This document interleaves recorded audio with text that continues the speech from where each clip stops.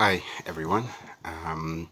This is a couple days after Rosh Hashana, and I'm sure the last thing that people want to hear, even on Rosh Hashana, most people don't probably want to hear drashot too much, and certainly people don't like to hear drashot after Rosh Hashana. Nevertheless, because it was somewhat of an odd year, we had 3 minyanim at Shir Hadash, and because of the nature of those minyanim and how we wanted to make sure to move people along as fast as possible, I only had the opportunity to give my drashot to one of the minyanim.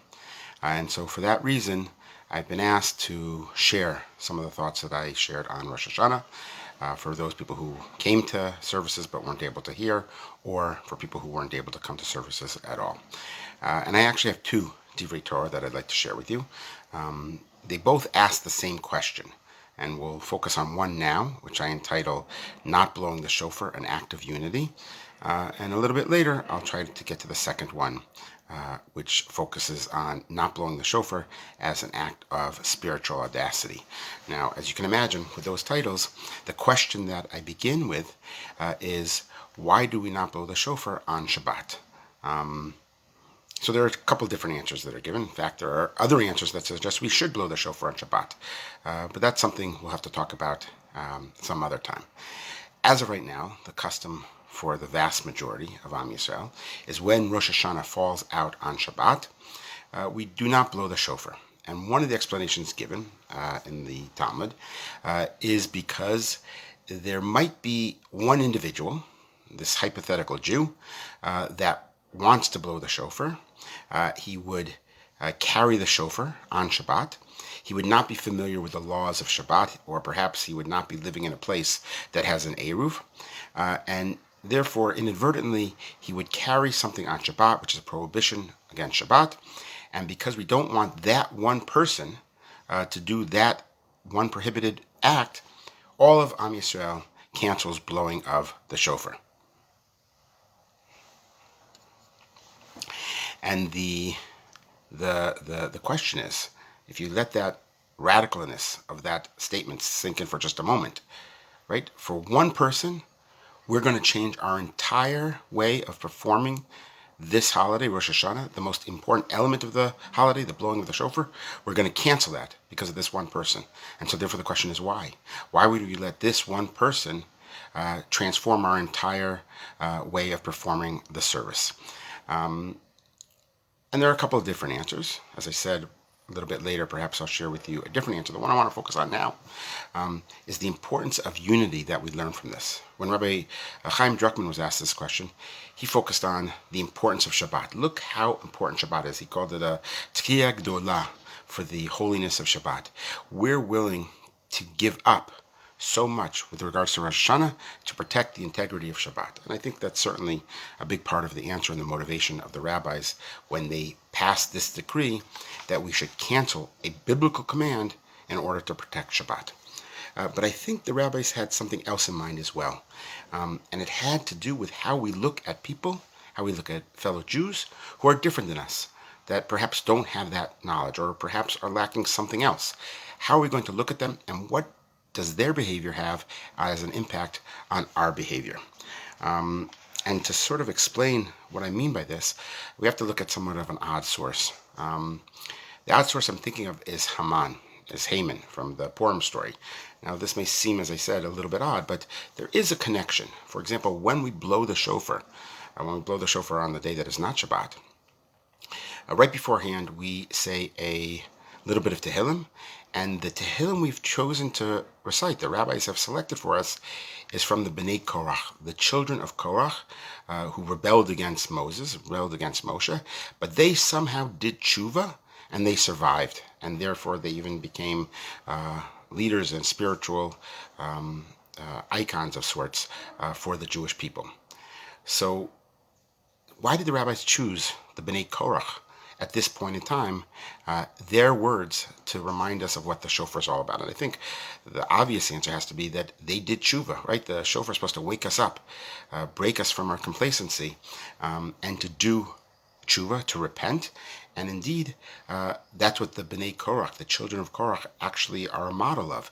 Look at their father, who is a great sinner, but they were able to break free from that that destiny and change themselves. And so we recite their psalm, I think, to remind us, not only does it because it speaks about the shofar, but to remind us of the potential of doing chuva.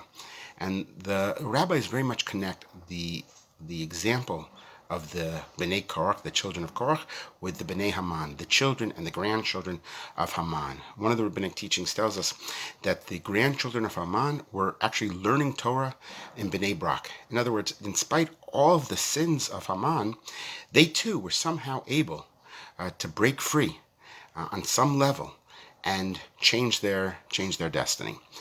And the question is, what are we supposed to learn from that fact? It's not just that people can do tshuva no matter where they come from, although that, of course, is an important idea. I think there's something else. And if we look at Korach and if we look at Haman, they seem to have similar attitudes, similar perspectives that are warped. And their children, since they share the same genes, perhaps are also warped in some way, or at least they have that same warped perspective, but they were able to transform it into something positive. What do I have in mind? So when I think of Haman, for example, he had everything he wanted. He had wealth, he had power, he had the king's ear, he had the loyalty of the king and all of his servants. He had everything you could possibly want. He had, and yet he was not a very happy individual. In fact, he grumbled and moaned quite a bit. Why? Because there was one Jew, Mordechai. That one Jew, the Megillah tells us, Mordechai drove him nuts. Everyone else could bow down to him, but it meant nothing to him if that one Jew would not bow down to him as well. And therefore, I think that's the perspective that the grandchildren of Haman come to correct. They also were bothered by the fact that there might be one Jew out there that is somehow doing something different. But unlike their father, who made him absolutely miserable, it didn't make them miserable. It inspired them. It encouraged them. We've got to do something about it. If there's one Jew out there that is lacking something, missing something, suffering, we can't feel comfortable in all that we have. Right? They've transformed Haman's warped perspective into an incredibly powerful, important perspective and an act of great unity. I think that's what the shofar is really trying to get at when the rabbis tell us, don't blow it on Shabbat because there might be one Jew out there who's doing the wrong thing. It has to impact all of us. We can't say that we're comfortable, we're doing the right thing, and I don't therefore have to worry about anyone else, or that I have what I need and I don't need to worry about whether or not they have what they need. Not blowing the shofar reminds us that we're all intimately connected. There's a number of halachic examples that make this exact same argument. For time purposes, brevity purposes, I'll just share one with you. In the Gemara in Moed Katan, it shares this custom that used to exist, that there was a time when, in fact, there was some type of ailment, some type of epidemic going around that was killing people, and it apparently affected the stomach and the digestive tracts, and it produced, when it not only killed an individual, it added insult to injury, and it produced a terrible smell. So when that person would be buried, the smell would emanate and impact and affect all of the mourners there. So as not to embarrass the deceased and his family, the custom developed of lighting incense around the body, so let off nice smells, and therefore you wouldn't smell the terrible smell emanating from the deceased body. But then you had a new problem, because whenever you would go to a funeral and you would smell that pleasant incense, so then you knew that this person died of this particular ailment. And so therefore that might be embarrassing. And so the rabbi said, in order that we don't embarrass even a person who has passed away, every single person, this lasted for quite some time, every single person when they be buried will have this incense lit. In other words, we changed our behavior in order to protect the dignity of other people, even if they are a minority in this particular instance. And as I said, there's many different examples. What we learn, I think, from all of this, of course, is the sensitivity we're supposed to have towards others, even when they are different for us, and to realize that it has to have an impact upon us. I find this lesson very relevant to what we're going through now. Just recently in Israel, there has been a new closure, and we are all impacted by the behavior of some. I'll tell you on a very personal note, this closure was seen from some time ago. And I must tell you that I started becoming angry and angry as I would read the news reports. There was a famous case of the Belzer Rebbe who held a wedding for thousands and thousands of his followers, where they were unmasked and there was no social distancing. And of course, there's a tremendous impact upon his community in terms of the spread of COVID-19. And there are many other examples. To a certain extent, it's perhaps most pronounced in the Haredi community, the ultra-Orthodox community here in Israel, but there are many other communities as well where people are being lax in the following of the health guidelines, the science of it, which is fairly obvious, of wearing masks, keeping a certain distance. And I must tell you that I had an initial reaction of, you know what? We're almost like two different peoples. Let them do what they're doing. They're inspired by something totally different and foreign to me. They'll do what they want to do. They're in a red area. Let the impact and the devastation of Corona affect them. And I'm living in an area that is much more safe, that is much more following the rules, and we'll sort of go our separate ways and be separate at this point in time. But of course, there's two flaws with that thinking. The first one is a practical one. It's like the person who drills a hole under a boat on one side of the boat, and you're on the other side thinking it won't affect you. Eventually, it does affect you as well. The impact will eventually influence all of our lives, but on a spiritual level, on a theological, on an ethical level, the rabbis are saying, even if you could be fine with your family, you could be fine with your community, you could be fine with your health, you're fine with your finances, you shouldn't feel fine. You should not be able to enjoy all of those blessings unhindered without thinking, at least, and trying to somehow feel connected to the people who don't have all of those things. Even when they're wrong, by the way, it's important to point out. There's a beautiful teaching of the Torah Tamima on the juxtaposition of the two at the very end of Parshat Yitro, where it speaks about how the Kohen should not go up, lo ta'aleh, don't go up on the ramp towards the altar. And then as that Parsha concludes with Yitro, and then it begins with Eile Mishpatim, these are the laws, and these are how you should judge individuals who break such laws. And the Torah Tamim admits, of course, that the pshat of all this is to teach modesty, right? The priest should not go up on the ramp. He may expose themselves. Not go up on the stairs. He may expose themselves. And so you have a ramp instead. But he says there's a deeper religious and ethical point that's going on here. He says, Lo ta'aleh, don't go up. Don't become haughty. Don't become arrogant as you now switch over to Mishpatim, as you judge other people. This is written specifically for the leaders and the judges. You're going to judge people who have sinned, who have broken laws. Even as you must do that, make sure that you don't become haughty, don't become self-righteous and thinking that you're somehow better than these people. In other words, even as you have to judge them, don't judge them. This is also taught in Pirkei Avot, I think, quite beautifully. Pirkei Avot, one of the first statements in the ethics of the sages, it says that you should be natun badin, that when you're making judgments, if you're a judge, you should be considerate, you should be patient, you should gather all the data before making a decision. That's what natun badin means. But there's another way of understanding it. Natun badin means don't be haughty, don't rush to judge other people when you judge other people. You have to be careful and you have to be sensitive. And certainly that's, I think, the call of Rosh Hashana. When you don't hear the shofar that teaches us, you have to be worried about this one hypothetical Jew that's totally outside of your community. You have to learn how to relate to that person.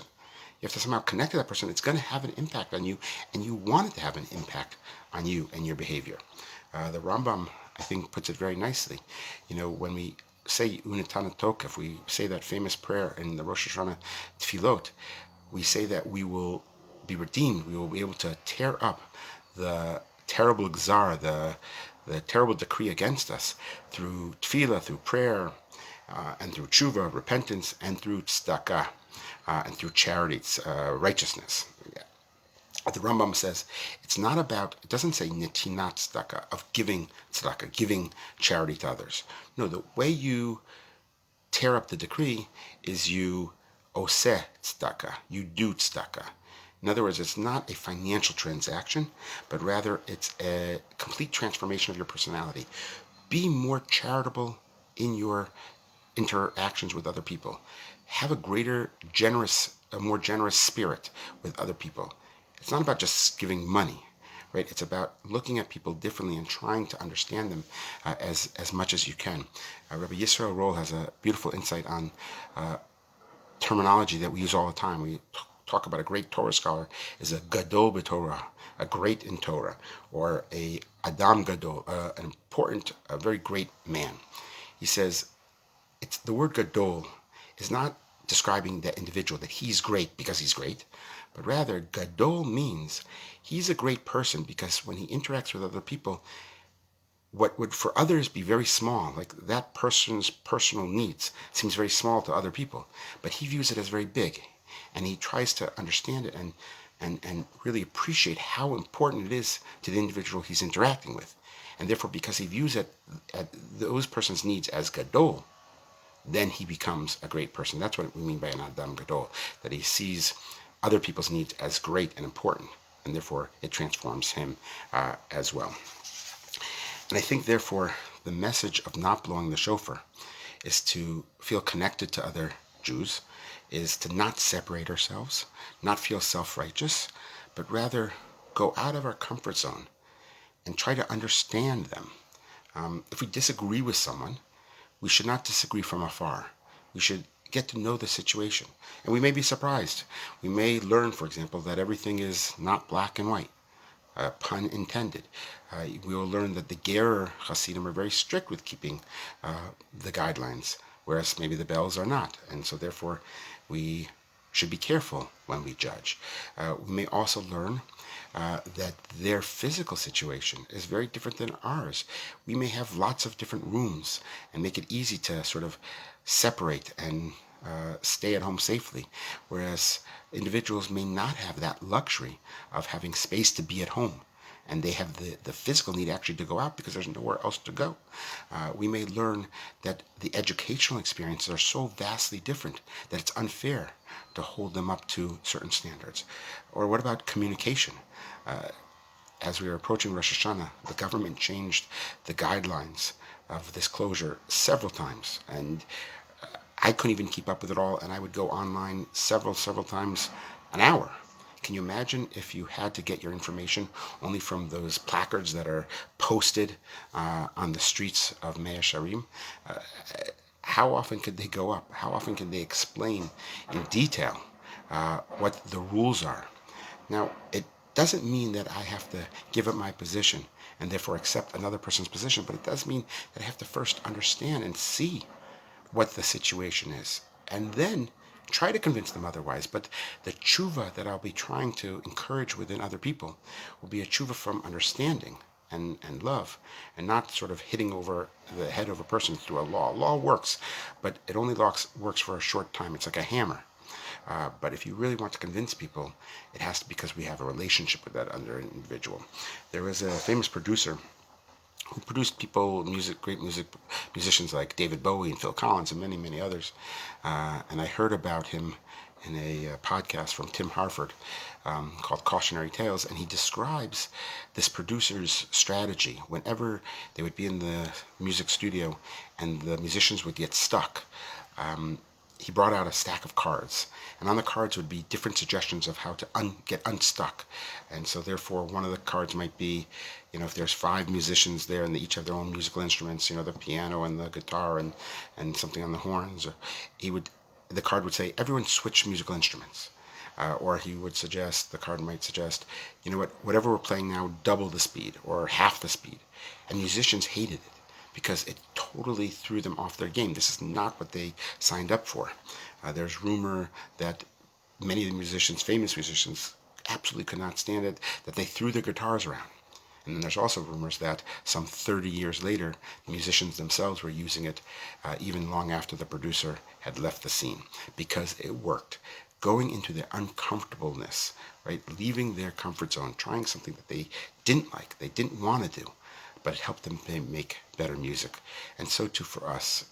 What we're supposed to do on Rosh Hashana when we don't hear the shofar is realize that this is a call for us to go to people we don't know and knock on their door and get to know them and learn about their situation and have real, genuine conversations rather than simply accusing one another of not caring for the other, not caring for the well-being of the country, not caring about certain important values to us. We just have to break down these barriers and learn more about one another. And I'll just end with a story that I think makes this point quite well. It's the story told about Rabbi Simchas Cohen Cook, the chief rabbi of Rehovot. He had done some type of Shabbaton, weekend outreach effort, and a young secular Israeli couple came up to him afterwards and says, we found what you spoke about interesting.